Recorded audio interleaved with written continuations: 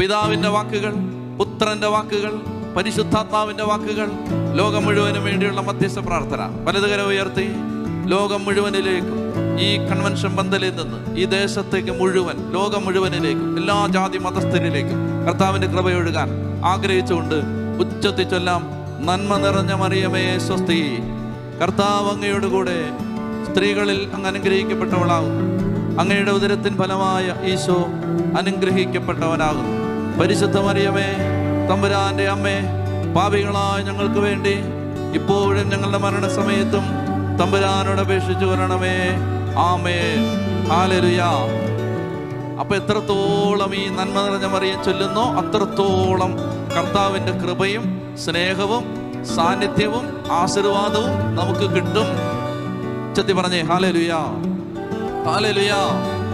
അപ്പോൾ അതുകൊണ്ട് നമ്മൾ ഈ പ്രാർത്ഥന എപ്പോഴും